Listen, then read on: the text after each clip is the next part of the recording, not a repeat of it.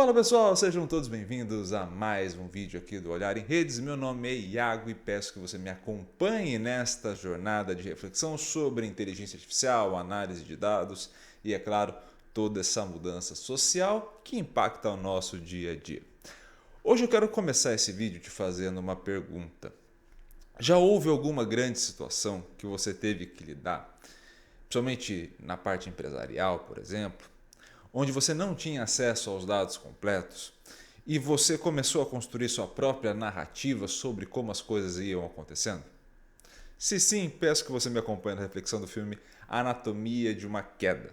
É sobre esse filme, sobre esse tipo de debate que a gente vai ter depois da nossa vinheta.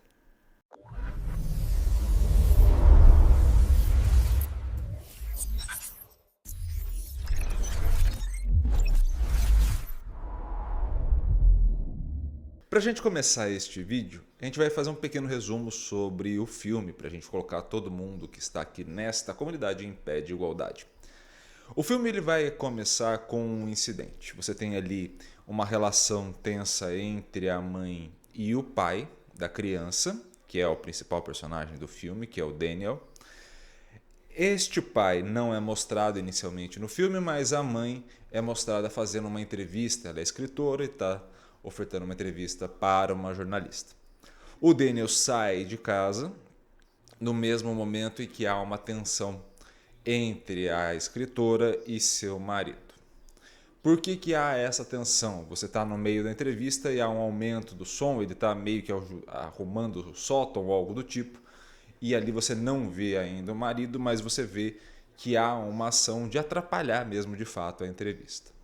Quando a escritora sai e o filho também sai, você tem ali um caminho todo feito pelo filho e você vai percebendo que o filho que tem deficiência visual, ele acaba sendo guiado pelo cachorro e acaba tateando pequenos objetos ao longo do caminho que o guiam. Então você tem ali de fato uma primeira imagem ou primeiro demonstrativo de preocupação de quem é da família em colocar objetos ou itens que possam simbolizar partes do caminho. Na volta, ele encontra o pai já morto, caído no chão.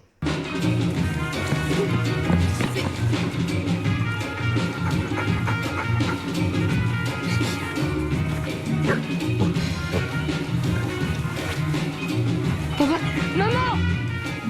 Maman! Maman! Maman! Maman, la vie! Maman! Maman! Maman! Então, essa é a cena inicial. A mãe vem acudir e ali começa a transição entre uma cena de crime ou uma cena de acidente para um julgamento. Então, qual é o grande ponto? Quando você vai para o legista, você tem uma cena onde não se pode rotular este caso como um crime ou como um acidente, fica em aberto. E a partir disso você começa todo o julgamento. E aí você vai ter diferentes aspectos e diferentes pontos que a gente vai refletir a partir de agora. O primeiro deles, é claro, a gente vai começar falando sobre informações e sobre dados.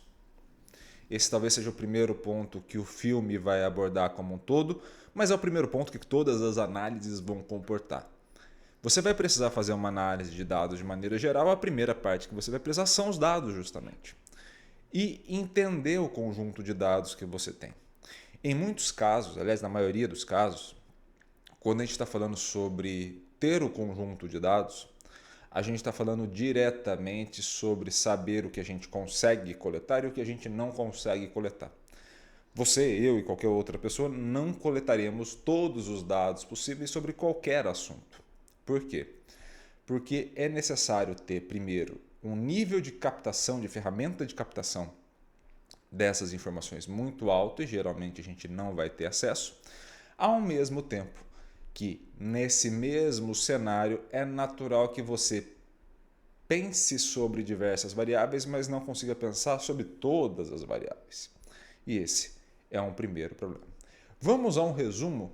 Nesse cenário, quando a gente já tem esse resumo aí na tela para vocês, a a gente está falando sobre esse vazio, esse vácuo de informações e a necessidade de você ir colocando, preenchendo essas lacunas. Por vezes, você vai preencher essas lacunas com narrativas que são enviesadas. E aí o primeiro grande ponto de reflexão para a gente retornar. Quando a gente está falando sobre narrativas enviesadas, percebam que há dois tipos, ou pelo menos há dois pontos de vieses que a gente pode levar em consideração. O primeiro deles é quando a gente faz a ligação direta entre as palavras e o viés parece ser algo negativo. E de fato muitas vezes o é, tá? Mas a gente parece ter algo enviesado, como se a gente estivesse direcionando para onde a gente quer dentro da conversa, num sentido de manipulação das informações, dos dados ou da narrativa. Esse ponto, ele existe, mas não é esse cenário original, tá? Quando a gente está fazendo o processo de análise como um todo, é natural que você tenha ponto de vista.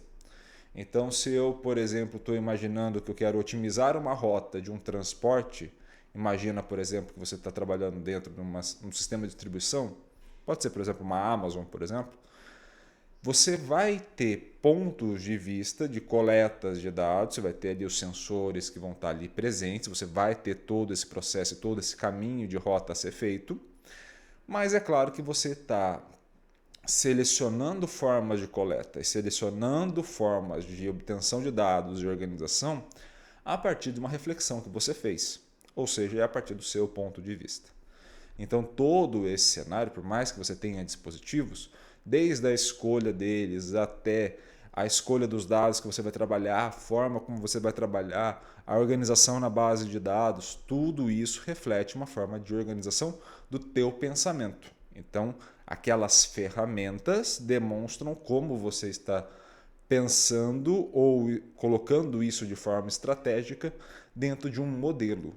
Tá? Então, é claro, isso vai ter algum nível de viés, independente do que for. Para além do que a gente possa associar o viés a um aspecto negativo de manipulação. Tá? Então vamos separar esses dois pontos. De início a gente está trabalhando com um e a gente pode vir a trabalhar com o mais negativo dessa expressão. Vamos voltar agora ao nosso resumo. Primeira coisa, algumas evidências que são parciais, aí olhando para o cenário do filme, né? Então você tem ali manchas de sangue, você tem um áudio fragmentado captado depois no celular do marido, você tem ali uma percepção de minutagem, né? Então você tem ali, por exemplo, as manchas de sangue que vão estar presentes no gelo e o quanto que aquilo ali ficou marcado ou não no solo, quanto tempo levaria para o homem ter descido do telhado e ter acertado ou não a guia do galpão, e assim por diante. Você teria uma série de registros e uma série de registros não inventados em si, mas imaginados ou simulados. Tá? Então você tem ali algo nessa linha. A partir disso, você tem uma imputação dos dados num sistema. Então você começa a imputar os dados a partir do processo de simulação, por exemplo. E é claro, você vai cadastrando esses dados e criando narrativas. Então se você for olhar aí agora nesse cenário já mais negativo da acusação, o olhar da acusação vai ser captar o conjunto de dados e tornar eles uma narrativa possível para incriminar. Em contrapartida, você vai ter um conjunto de dados captados, o mesmo conjunto, mas para a defesa ele vai ser enviesado para absolver. Então percebam como desde a coleta dos dados, a forma como você vai simular as coisas, você já tem esse viés do que você quer enquanto tomada de decisão final, mas principalmente como você vai ter nesse mesmo cenário, igual para ambas as partes, você está falando do mesmo julgamento, você vai ter formas diferentes de se observar a mesma variável, porque a interpretação que você vai ter sobre ela será diferente. E aí a gente chega no nosso segundo ponto de reflexão. O nosso segundo aspecto de reflexão, ele está relacionado diretamente ao viés que você acaba obtendo a partir do conjunto de observações que você fez a partir dos dados que você tem. Então, vamos olhar agora um resumo. Quando a gente está falando desse viés de amostragem, e aí a gente já começa a especificar o tipo de viés que a gente está observando, a gente está falando sobre um perigo de fazer um recorte fora do contexto, ou seja, eu estou observando uma parte dentro de um conjunto total e estou atribuindo que aquela parte seja representativa do todo e seja representativa a ponto de substituir toda a análise, ou seja, eu estou colocando uma parte e falando que esta parte reflete exatamente o que é esse todo. Na verdade, a gente nunca vai conseguir ter isso de fato e isso gera um grande problema. Então, quando eu vou para esse cenário, a primeira coisa que vai acontecer é eu vou ter um conjunto de conclusões que são inválidas sobre a personalidade da personagem. Então, quando a gente está falando sobre a personagem, a esposa, no caso, que está sendo acusada de assassinato, a gente atribui uma personagem mais fria, uma personagem mais complicada, uma personagem mais distante emocional, justamente porque as cenas que a gente consegue ver são as cenas onde a forma como ela lida com a situação, seja a situação do filho ou inicialmente a situação com o marido, é sempre muito controlada. Então você vê uma pessoa que está controlando ou está retendo as emoções e a gente acaba associando isso a um comportamento mais frio. Enquanto quando a gente percebe as ações do pai que foi assassinado ali nesse caso, você começa a associar a uma ação mais carinhosa. Então você vê a relação com o filho e aí você tem a forma como ele organiza as coisas, o sótão e como que ele está dedicado e aí algumas coisas relacionadas diretamente às ações mais emocionais. Então você acaba fazendo deste processo um processo de julgamento sobre uma questão de personalidade. Me to do, I mean, as part of the job, you have to organize yourself differently. I'm not going to cancel. I'm not supposed to get organized differently on my own. You know we have to plan things together. I'm not just going to leave Daniel alone because you're off doing your own We'll thing. leave him with Monica. What's the big deal? 3 days a week. We'll have to pay her for that. We can't afford it.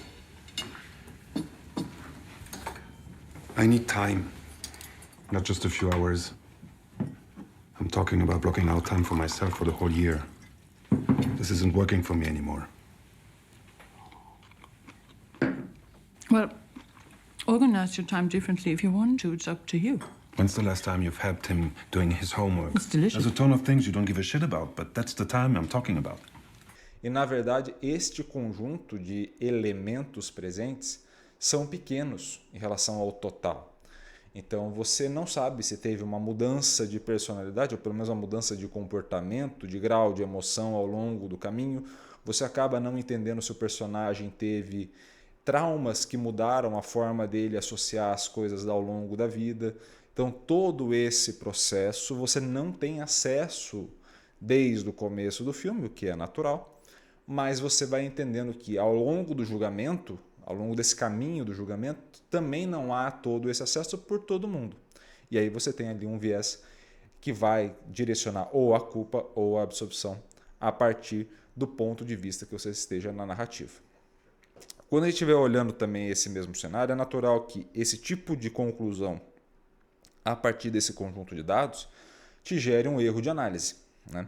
Então você tem ali de fato uma interpretação, uma série de suposições ao longo do julgamento que vai levar você a conclusões mais severas ou conclusões menos severas. Então quando a gente observa algumas cenas, como o caso da perita explicando como seria uma pancada na cabeça para que tenha a queda, tudo isso a gente está partindo do pressuposto, ou está partindo do ponto de vista de que aquele conjunto de análise e aquelas informações, elas têm uma padronização, ou seja, elas têm uma uniformidade na forma da sua execução e só a partir delas que poderiam acontecer.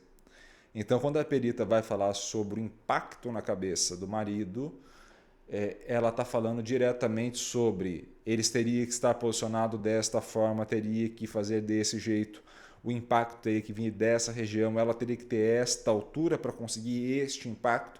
Tudo isso na base da suposição, porque você não tem de fato o dado real, ou seja, você não teria, por exemplo, uma filmagem, você não teria, pelo menos que seja uma filmagem parcial de como ele estava, você não teria o momento da discussão entre os dois, enfim, você não teria uma série de informações que levaria de fato a você entender o que aconteceu.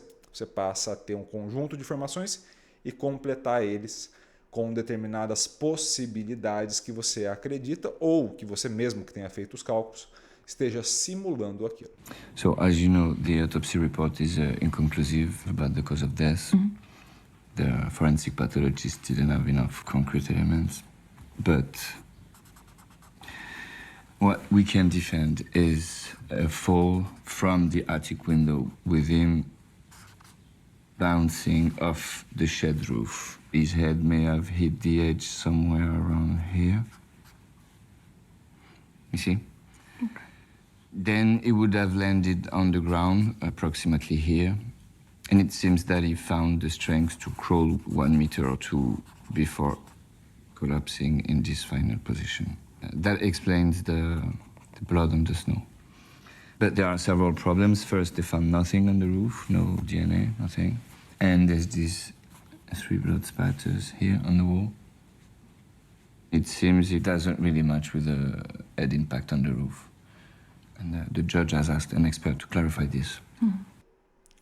Quando a gente vai também para a parte ali de cima desse resumo, você vai estar olhando diretamente etapas onde eu ignoro o todo para representar somente essa parte, e aí a gravação que o marido faz da vida ali, né, a gravação em áudio, é representativa disso.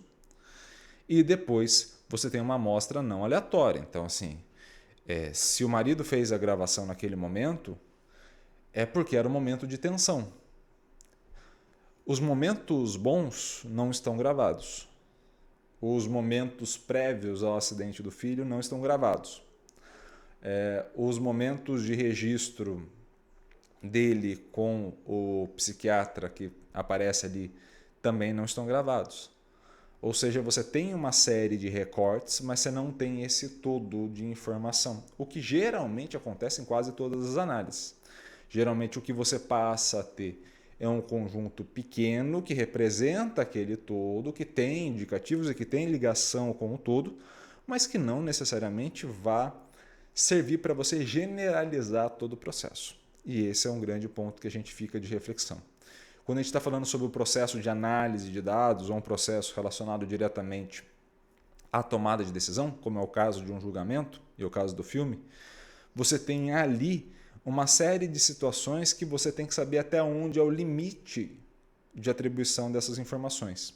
Então, quando a gente fala, por exemplo, em alguns casos de análise de dados, sobre a elaboração de um dicionário de dados, você saber a definição da variável, saber quais são as implementações mais estatísticas que você realizou a partir daquela variável, você entender o que ela representa e o que ela não representa, é justamente para você, no momento da tomada de decisão, saber em que você de fato está se apoiando e o que você não vai se apoiar. Ou seja, até onde aquela variável vai representar aquele universo observado ou até onde ela não vai conseguir mais representar e você ou precisa pensar numa nova variável ou precisa enriquecer a variável, né? Você fazer ali interlocuções e criações de novas variáveis, mas principalmente você precisa entender aonde você está nesse cenário para você ir aperfeiçoando o seu modelo de análise. E nesse mesmo cenário, a gente vai ter como ponto de reflexão também, para além da falta dos dados ou de você não conseguir captar todos os dados que você precisa, mais um certo processo de qualidade desses dados. Ou seja, o que desses dados eu consigo ter uma veracidade deles ou que eu não consigo ter essa veracidade. Então, quando a gente vai para esse cenário de julgamento como está ali presente, você tem algumas informações que elas são verídicas, mas elas não são importantes. E você tem informações que são importantes, mas você não tem como comprovar a veracidade dessa informação. Vamos dar 2 exemplos. Quando o personagem da acusação, né, o advogado de acusação, ele começa a fazer uma contagem dos livros dela, dos livros da personagem, apontando que esses livros dela tem como objetivo expressar as emoções, e no último livro dela teria uma cena de assassinato do marido, e isso seria um indício de planejamento, a informação que está ali ela é verídica, mas a conclusão é falsa. Il y a un passage d'un livre de Sandra Reuter, son avant-dernier, La Maison Noire. Non, on juge pas des livres, on juge des faits. Madame la Présidente, si on s'engouffre là-dedans, tout sera faussé. Sandra Reuter a déclaré elle-même en 2017, je cite, « Tous mes livres entretiennent un lien étroit avec ma vie et avec celle de ceux qui la partagent. » Je m'oppose à ça. Elle a toujours revendiqué écrire des fictions. Mais enfin, dans son premier livre, elle raconte la mort de sa mère, dans son second, la dispute avec son père, dans son troisième, l'accident de son fils. Enfin, je pourrais continuer. Évidemment que les livres de Sandra Reuter font partie de ce procès. Elle y raconte sa vie, elle y met son existence, notamment son couple. Allez-y, mais soyez bref. Je précise, c'est une femme qui parle de son mari. Il avait cessé de se plaindre. Il avait abandonné. Elle l'observait et sa résignation la révoltait. Une idée surgit alors, comme un début de libération, la possibilité de sa disparition. Vous ne contextualisez pas. Plus loin, comment tuer? Que faire du corps? Le poids du corps. Elle le regardait et ne pensait plus qu'à ça. Elle le voyait mort. Ce corps perdu pour son désir n'était plus qu'un objet lourd. Ce corps qu'elle avait aimé et qui devenait gênant devait disparaître. Je contextualise puisque vous ne le faites pas. O fato de estar no livro está registrado, o registro está correto, as informações estão corretas, ou seja, a qualidade da inserção de dados está ali, mas ele não é representativo da realidade. Então, ele de fato, você ter escrito um livro não quer dizer que você de fato vá fazer tudo que está ali no livro. Da mesma maneira, você vai ter, por exemplo, a observação do Daniel, que é o filho. O Daniel vai, por exemplo, afirmar que no dia em que houve o assassinato, ele teve uma memória sobre como as coisas foram. Então ele vai relatar o que ele lembra da época da ação que aconteceu para a polícia. No processo de simulação vai se verificar que seria muito difícil de acontecer exatamente aquilo que ele estava lembrando. Estamos supondo que ele estava sendo 100% honesto. Quando você vai avançando nisso, no processo de simulação, você vai vendo que as memórias vão ficando confusas. Ou seja, você pode até ter uma informação que é extremamente importante, você teria a única pessoa percebendo estímulos, ali sonoros no caso, sobre tudo o que estava ocorrendo naquele momento ou no momento muito próximo do acidente. Mas, ao mesmo tempo, você não tem uma veracidade, uma qualidade nesse dado que está sendo inserido justamente porque a forma como você capta e processa não era levada em consideração. Você não estava preocupado com aquilo. Então você vai ter memórias, você vai ter lembranças sobre aquele ocorrido e você automaticamente vai preenchendo lacunas nessas informações com coisas que você gostaria, com imaginações que você teve, com associações que você passa a ter. Tudo isso vai acontecendo de maneira espontânea, tá? Não é nem no sentido de enganar a análise, mas você vai tendo dados que são muito bem captados, mas que não servem de nada, e dados que são mal captados, mas que seriam extremamente importantes que eles fossem bem captados para a solução do problema. Vamos ao nosso resumo. Nesse cenário que vocês estão vendo aí na tela, a gente está falando basicamente de dois pontos iniciais, então você tem uma alta margem de erros com esses dados ruidosos, e um alto grau de influência externa. Então você tem esse primeiro ponto de partida e a gente viu isso a partir do depoimento e dessa subjetividade do depoimento do Daniel. Você passa a ter também nesses ruídos dos dados, nesse noise gate, por exemplo, você tem essa falta de validação objetiva.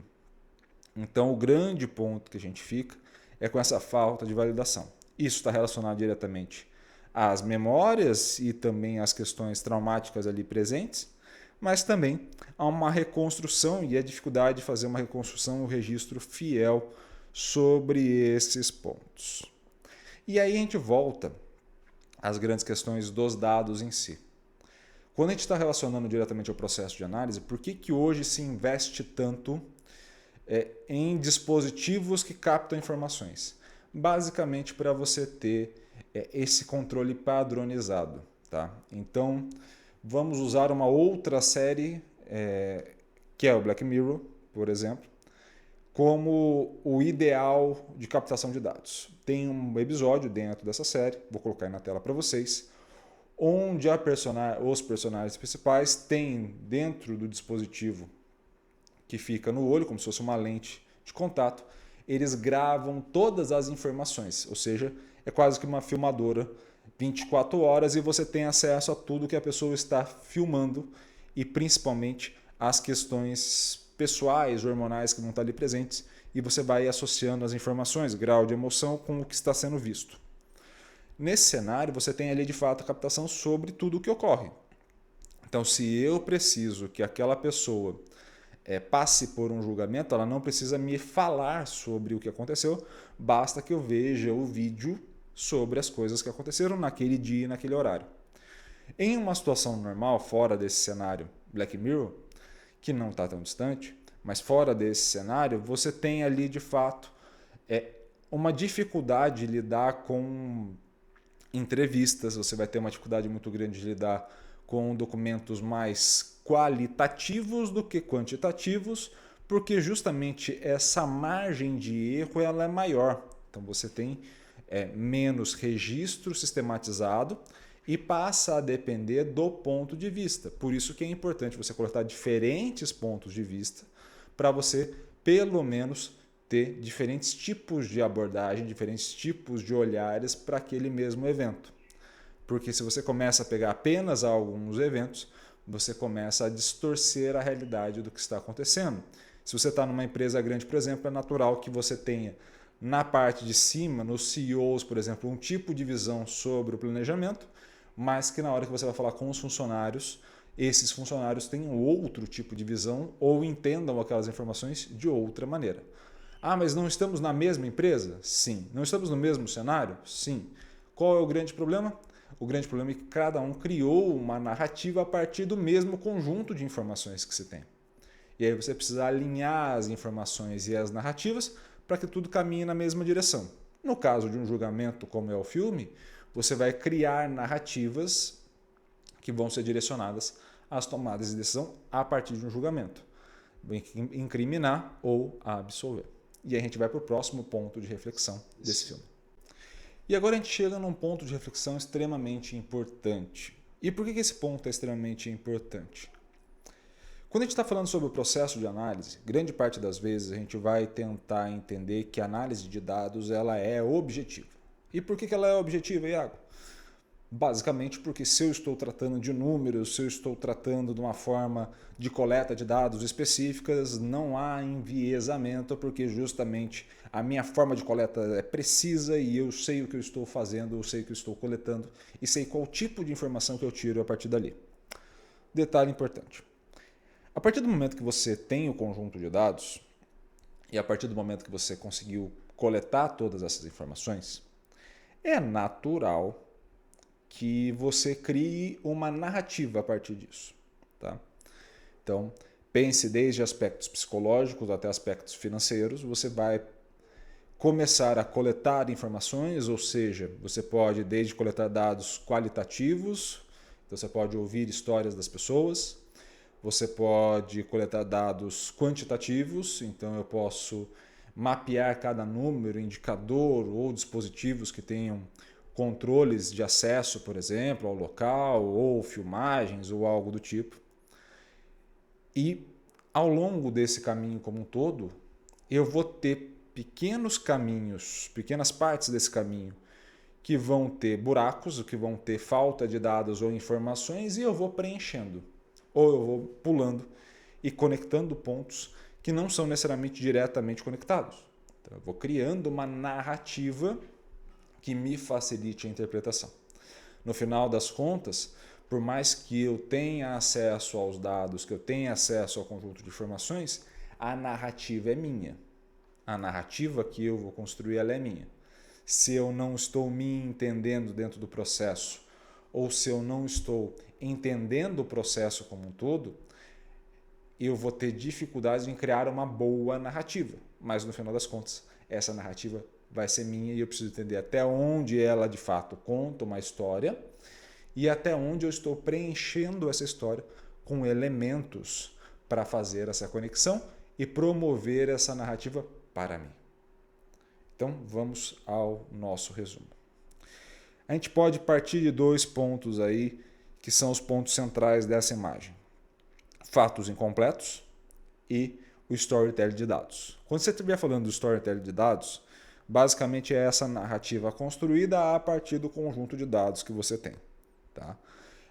O que vai contrabalancear isso é que muitas vezes os dados que você tem serão incompletos, logo a sua narrativa será incompleta em si. E aí entra naqueles aspectos que a gente falou inicialmente. Eu tenho uma falha de análise, então se eu for para um sentido mais binário, acerto ou erro, eu tenho uma falha na minha análise, porque eu não consigo chegar de fato a alguma conclusão em si sobre esses pontos.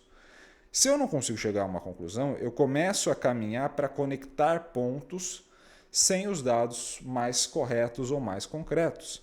Então, ao invés de eu buscar coletar novos dados ou entender a minha incapacidade de chegar a algumas conclusões, eu pulo essa etapa e conecto pontos que não são conectáveis de ponto de partida.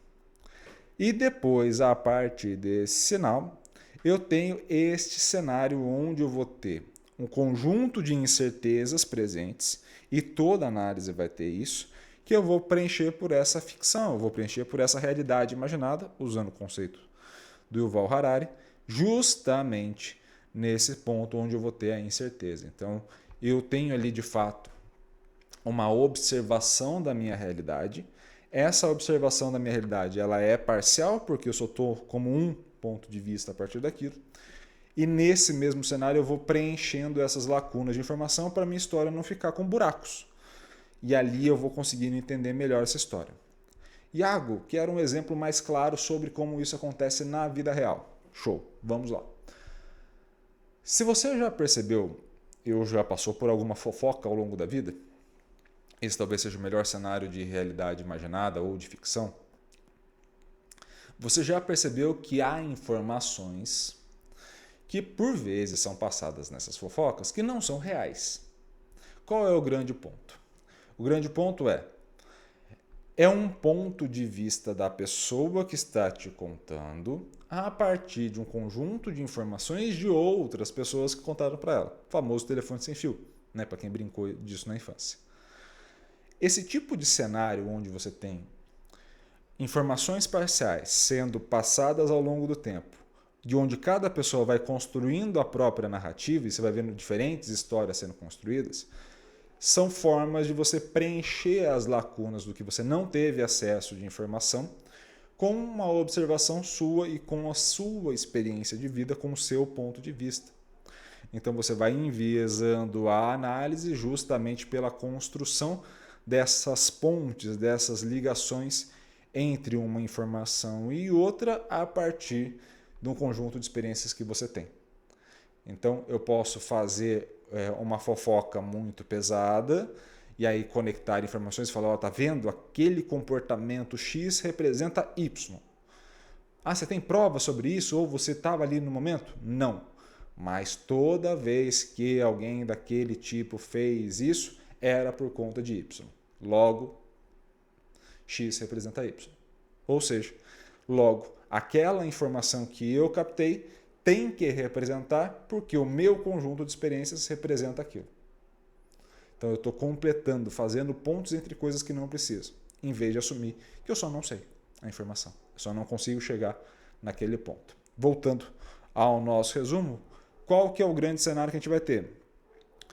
Um conjunto de decisões que são baseadas em crenças, não em provas, e isso acontece muito hoje em dia, apesar dessa cultura de dados que vem tomando conta da nossa sociedade. E, é claro, a narrativa mais convincente triunfa.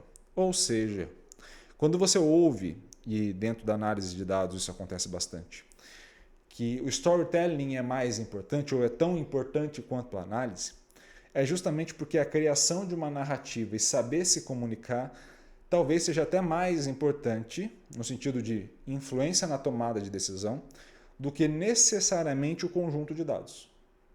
Então, se você for um cara ou uma mulher mais precavida ou precavido, e começar a entender as limitações dos dados e começar a não responder algumas questões, é natural que você fique menos interessante para a organização.